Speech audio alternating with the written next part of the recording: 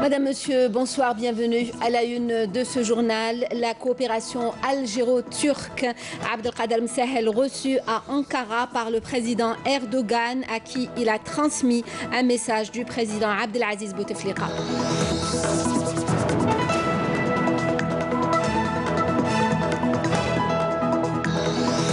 Le général de corps d'armée Ahmed Gaïd Salah préside la 11e session du Conseil d'orientation de l'École supérieure de guerre et réitère l'intérêt qu'il accorde à la formation au sein de l'armée. 200 millions de dollars pour la mise à niveau de la raffinerie de Skikda, une opération qui a permis de doubler la capacité de production de ce grand complexe. À suivre dans ce journal aussi un reportage sur l'un des repères de la capitale, la place des Martyrs, complètement métamorphosée. Le ministre des Affaires étrangères en visite officielle en Turquie a été reçu ce jeudi à Ankara par le président Recep Tayyip Erdogan. Abdelkader Msahel lui a transmis un message de fraternité et d'estime du président de la République Abdelaziz Bouteflika. Le président Erdogan a marqué sa satisfaction quant à la qualité des relations qu'entretiennent l'Algérie et la Turquie et qui sont marquées par une volonté commune au plus haut niveau de les renforcer davantage. Il a ajouté que la visite qu'il effectuera prochainement en Algérie constituera une étape importante dans les relations algéro-turques. Le ministre des Affaires étrangères, Abdelkader Msahel, a été reçu ce jeudi également par le président de la Grande Assemblée nationale de Turquie, Ismail Kahraman. L'entretien a été l'occasion pour les deux responsables d'aborder le renforcement de la coopération, notamment dans son volet parlementaire. Les deux responsables ont également relevé avec satisfaction les activités entreprises par le groupe parlementaire d'amitié Algérie-Turquie et le rôle appréciable que ce groupe joue dans le cadre des relations entre les deux pays. Le ministre des Affaires étrangères s'est entretenu également aujourd'hui avec son homologue turc. Les deux ministres se sont penchés sur le renforcement de la coopération bilatérale. Ils ont également abordé des situations de crise et de conflit dans le monde, au Mali et au Sahel, en Libye, en Syrie, mais aussi la question palestinienne. Amal Bouarba. L'entretien du ministre des Affaires étrangères Abdelkader Msahel avec son homologue turc a été marqué par la volonté partagée d'élargir les relations algéro-turques à de nouveaux domaines porteurs dans le cadre du partenariat gagnant-gagnant, notamment dans le tourisme, l'agriculture et les énergies renouvelables. Les deux ministres ont également évoqué les questions régionales et internationales, notamment les situations de crise et de conflit au Mali et au Sahel, en Libye, en Syrie, ainsi que la question palestinienne. Dans une conférence de presse animée conjointement, Abdelkader Msahel a réitéré la position de l'Algérie en faveur des solutions politiques dans le respect de la souveraineté des États. La doctrine se base sur le respect de la souveraineté, de l'intégrité territoriale des États. Notre doctrine se base également sur la non-ingérence dans les affaires des États. Notre doctrine se base dans le cadre du respect des choix des peuples de disposer d'eux-mêmes. Et nous croyons beaucoup aux vertus du dialogue et de la réconciliation. Donc c'est ce qui anime un peu l'action de l'Algérie en matière de règlement des conflits. Nous sommes très engagés également dans la lutte antiterroriste. Nous sommes un peuple et un pays qui a beaucoup souffert du terrorisme. Nous sommes à l'avant-garde de la lutte antiterroriste dans le monde. Nous partageons nos expériences avec nos partenaires et nous contribuons au niveau des Nations Unies, au niveau du Forum global de lutte contre le terrorisme, à l'action internationale de lutte contre ce phénomène et ces fléaux qui menacent la paix, la sécurité et la stabilité dans le monde. Le ministre turc des Affaires étrangères a pour sa part exprimé la grande appréciation de son gouvernement pour cette visite qui intervient dans un contexte marqué par une volonté politique commune de renforcement de la coopération bilatérale. Une volonté illustrée d'ailleurs, a-t-il souligné, par la visite attendue du président de la République de Turquie en Algérie, prévue du 26 au 28 février prochain. Les deux ministres ont convenu de saisir l'opportunité de la tenue de la prochaine session de la commission mixte bilatérale pour concrétiser les actions de coopération. La conférence ministérielle de l'OCDE sur les petites et moyennes entreprises se tient à partir d'aujourd'hui et sur 2 jours à Mexico. L'Algérie y prend part, représentée par le ministre de l'Industrie et des Mines, Youssef Yousfi. Cette conférence vise à nouer un dialogue de haut niveau et servira d'importante plateforme pour l'examen des principaux obstacles qui entravent le développement des petites et moyennes entreprises, mais aussi de l'entrepreneuriat en général. Activité parlementaire, séance plénière consacrée aux questions orales ce jeudi à l'APN. Des questions qui concernaient le Premier ministre, le ministre de l'Intérieur, des collectivités locales, le ministre de la Santé, le ministre du Travail et de l'Emploi et de la Sécurité sociale, le ministre de l'Énergie, le ministre des Ressources en eau. Les questions étaient adressées aussi au ministre du Commerce, au ministre de l'Habitat et au ministre de la Jeunesse et des Sports. Dans sa réponse à une question sur les mesures prises pour garantir une meilleure gestion des écoles primaires lues en son nom par le ministre des Relations avec le Parlement, le Premier ministre a affirmé que les pouvoirs publics veillent en permanence à assurer tous les moyens nécessaires pour une gestion efficace des écoles primaires en dépit de la conjoncture financière difficile que traverse le pays. Je vous l'annonçais en titre, le général de corps d'armée Ahmed Gaïd Salah, vice-ministre de la Défense nationale, chef d'état-major de l'armée nationale populaire, a présidé aujourd'hui la 11e session du Conseil d'orientation de l'école supérieure de guerre, réitérant à cette occasion l'intérêt particulier qu'il accorde à l'appareil de formation au sein de l'ANP. Nejma Harish. À l'entame des travaux de cette réunion, le général de corps d'armée a rappelé l'importance de cette rencontre tout en insistant sur les efforts consentis pour le développement de l'appareil de formation au sein de l'armée nationale populaire, notamment l'école supérieure de guerre qui désormais dispose d'une grande expérience acquise après 11 années scolaires riches en matière de résultats obtenus et de contenu de la formation de qualité dispensée. Aujourd'hui, nous cueillons et récoltons au niveau de l'appareil de formation en général et l'école supérieure de guerre en particulier, les fruits de ce que nous avons semé durant les dernières années grâce au soutien constant que reçoit notre armée de la part de son Excellence, Monsieur le Président de la République, chef suprême des forces armées, ministre de la Défense nationale.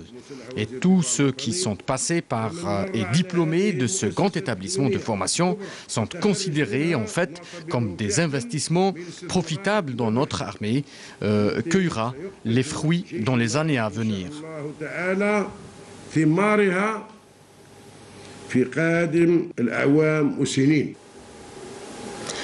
Ahmed Gaïd Salah a réitéré l'intérêt particulier qu'il accorde à l'appareil de formation au sein de l'armée nationale populaire et que le message de cet appareil n'est pas exclusif aux aspects de qualification et d'inculcation de savoir-faire. Il vise également à forger les hommes engagés vis-à-vis de leur pays et leur armée.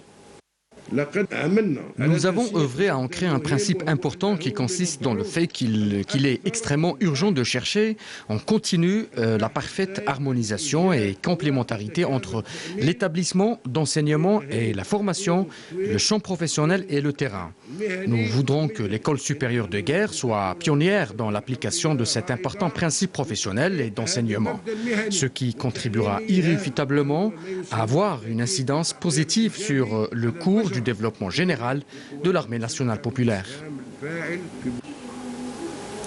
Par la suite, le général de corps d'armée a suivi un exposé global donné par le commandant de l'école, et ce avant de procéder à l'inspection de quelques structures administratives et pédagogiques, où il a suivi un exercice de commandement et d'état-major exécuté par les officiers stagiaires à l'aide du simulateur War Game, qui est un outil pédagogique et technologique moderne permettant une simulation du champ de bataille. Ahmed Gaïd Salah a mis l'accent sur la nécessité d'exécuter ce genre d'exercice qui constitue une opportunité pour les officiers participants en vue de développer et améliorer leurs expériences dans les différentes fonctions et missions.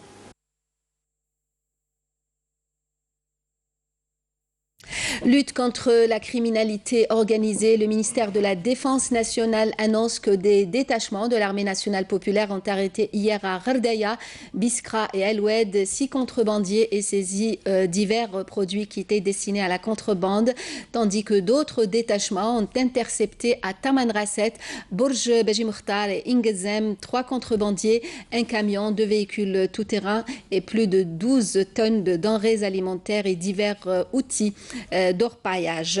Dans le même contexte, des éléments de la gendarmerie ont arrêté à Blida, Sidi Bel Abbès et Sétif 6 individus en possession de 3 armes à feu, une quantité de munitions et 3 paires de jumelles, alors que 53 immigrants clandestins de différentes nationalités ont été appréhendés à Tlemcen, Béchar et Adrar, rapporte la même source.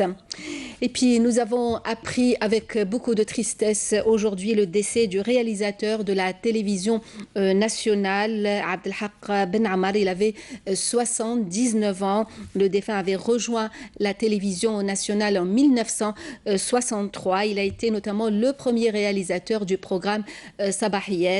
En cette douloureuse circonstance, le directeur général de la télévision nationale, Tawfiq Khaladi, présente au nom de tous les travailleurs ses sincères condoléances à la famille du défunt.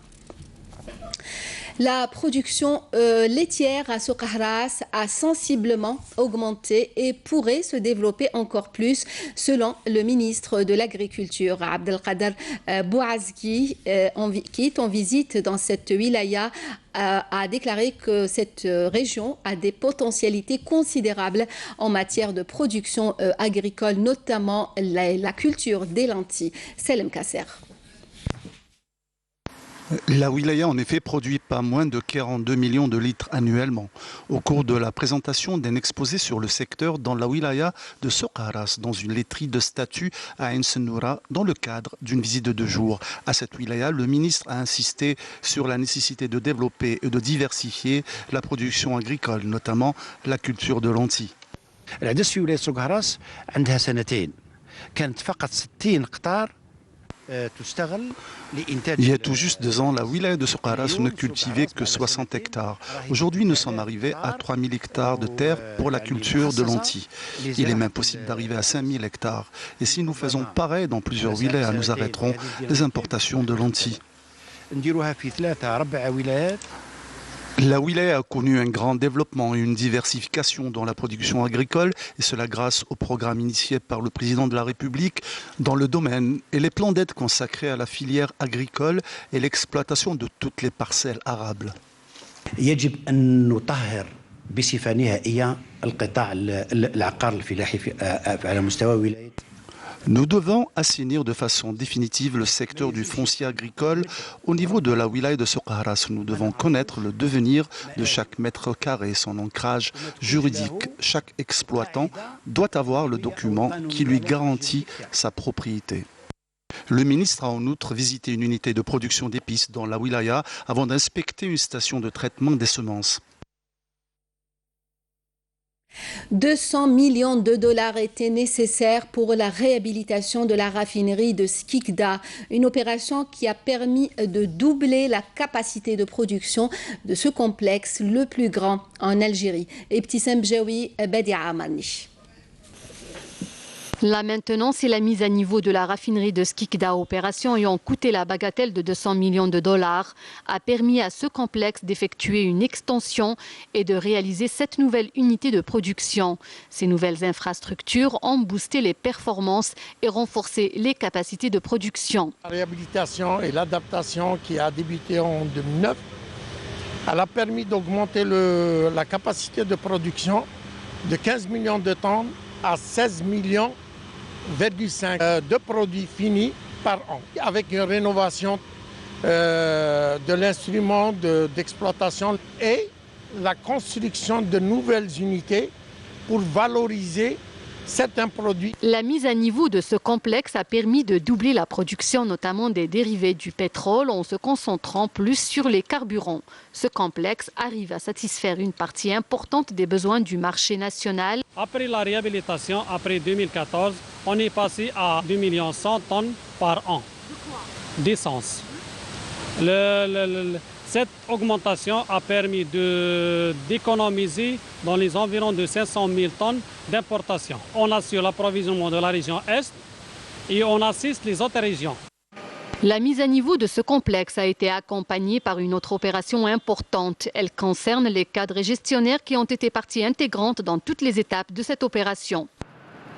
On a fait l'équipe projet, on a contribué au début Kamel, fait la collecte des données. On a contacté même les fournisseurs, on a commenté les plans.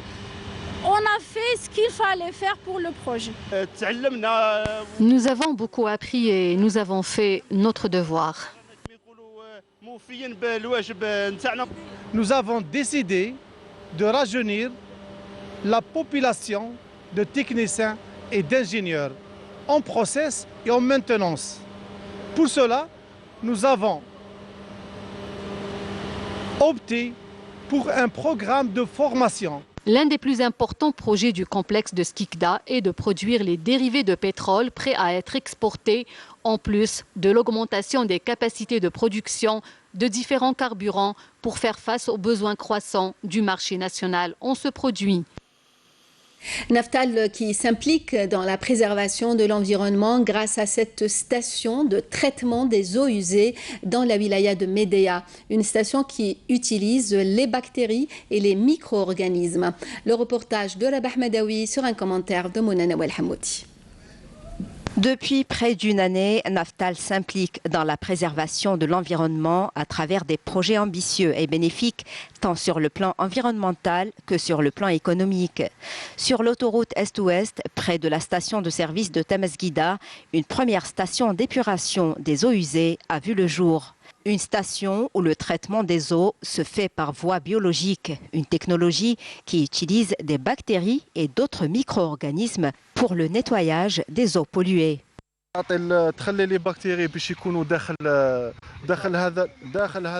Ce tube géotextile permet le développement et le maintien des bactéries. Au niveau de ce tube perforé, ce sont ces bactéries qui vont traiter les eaux usées.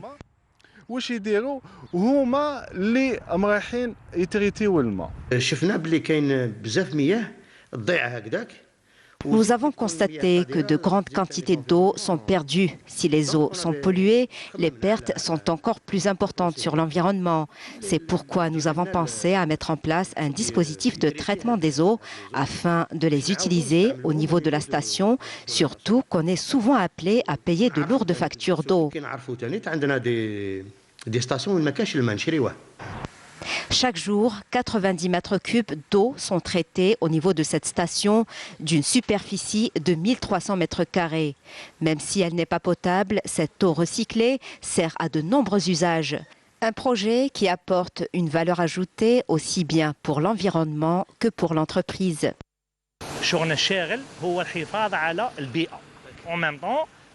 Outre son rôle dans la préservation des eaux, cette station nous permet un gain d'argent important, car désormais nous n'utilisons que les eaux traitées et donc nous n'aurons plus à payer les lourdes factures d'eau.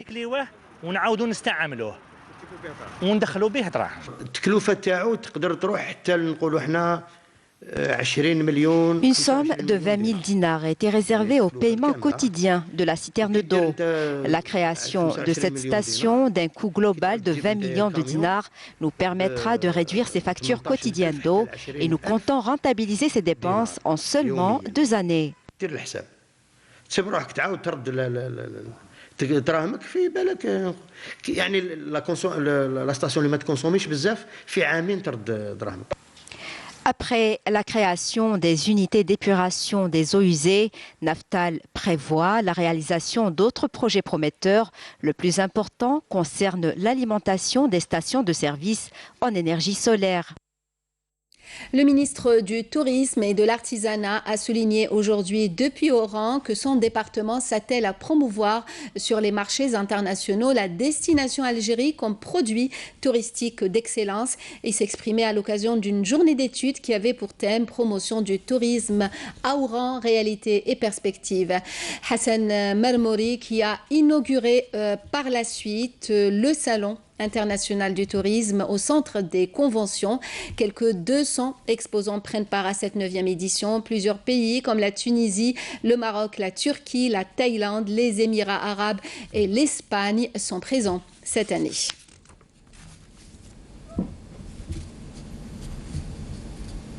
La journée nationale de la Casbah d'Alger, c'est demain. Et à la veille de cette journée, voici la place des martyrs complètement métamorphosée que les Algérois ont découvert récemment après qu'elle soit restée à l'abri des regards depuis 2011 en raison des fouilles archéologiques et des travaux du métro. Melika Sahqi, Camélia Mellel.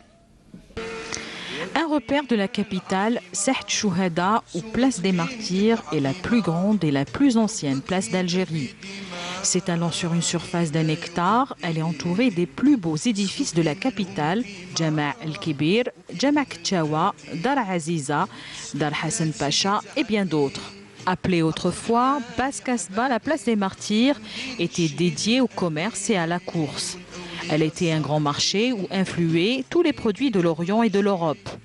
D'autre part, cette place a vu jadis l'exécution sommaire des Algériens par l'armée coloniale.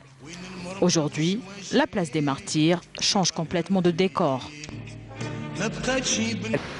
un luminaire de style اللي تتماشى مع المنطقه يعني مع l'architecture تاع لي باتيمون كي اونتور مع مسجد كتشاوا مع لاميناجمون جلوبال تاع لا بلاصات.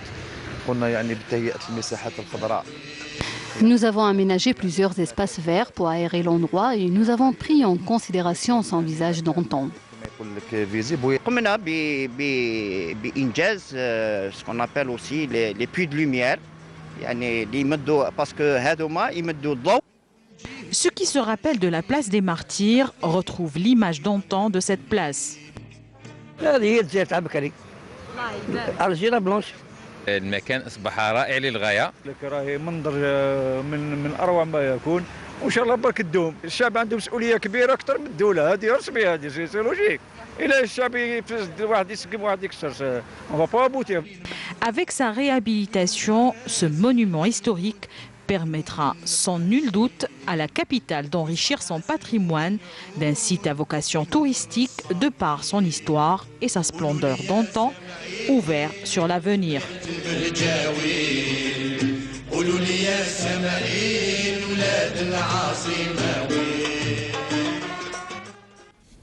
Et on termine ce journal dans la douceur du sud. Nous allons dans la région du Tassili. C'est en ce moment la pleine saison touristique. Une affluence assez importante de touristes algériens, mais aussi étrangers, est à relever cette année. Et quand on passe par là, on ne peut être que fasciné. Karim Haïfa. Hors des fins fonds des sables, il émerge au milieu du Sahara, renfermant les meilleures fresques que la nature a façonnées durant des milliers d'années. Des roches de grès à plus de 1000 mètres d'altitude qui parsèment un immense plateau couvrant une superficie de 72 000 km² attirent chaque année beaucoup de touristes venus des 4 coins de la planète. Cela ne peut être que le plateau paradisiaque du Tassili Nager.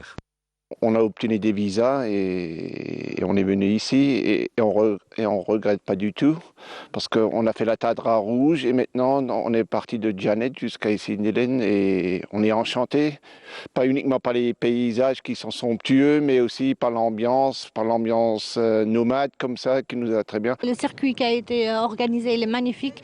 Lamine, Mokhtar, Taïeb, ils sont vraiment fabuleux. J'encourage tous les Algériens à venir visiter leur pays et voir c'est une découverte et voilà, le paysage magnifique, il vaut le détour.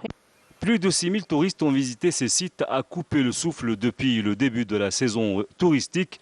Des touristes qui optent souvent pour le bivouac à la Belle Étoile. Ça fait la deuxième fois que je viens et quand on est là, on se rend compte que l'Algérie, c'est vraiment un beau pays. هنا مخك يرتاح نفسك ترتاح لي جيد نتاعنا محلاهم يعني ناس ملاح وطيبين عندنا 1267 أجنبي ب 35. À ce jour, nous avons recensé 1267 touristes étrangers de 35 nationalités différentes qui ont visité notre région, en plus des 5000 touristes locaux. Un nombre correct et plutôt en augmentation grâce notamment à la disponibilité du foncier touristique et à la facilitation de l'obtention des visas pour les touristes étrangers. Inscrit depuis 1982 sur la liste du patrimoine mondial de l'UNESCO, le parc national du Tassili Najer est également classé réserve de l'homme et de la biosphère depuis 1986. Aujourd'hui, il est considéré comme le plus grand musée à ciel ouvert du monde grâce aux nombreuses peintures rupestres qui tapissent les parois des montagnes de grès. Voilà, ce journal se termine avec cette invitation au voyage. Le rappel des titres avant de nous quitter. Coopération algéro-turque, Abdelkader Msahel reçu à Ankara par le président Erdogan, à qui il a transmis un message du président Abdelaziz Bouteflika.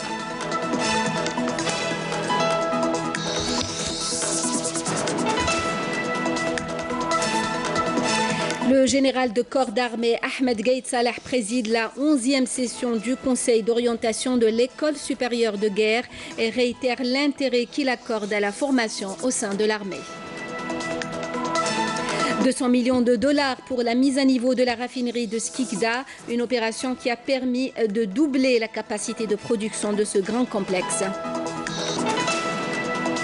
Et puis nous avons suivi un reportage sur l'un des repères de la capitale, la place des Martyrs, complètement métamorphosée. Merci à vous de nous avoir suivis. L'information continue sur les www.entv.dz et la chaîne YouTube de Canal Algérie. Pour les journaux, retrouvez à 20h l'édition en arabe avec Amina Nadir. Demain à midi, Flabraz. Nous on se retrouve à 19h. Passez une bonne soirée. Merci.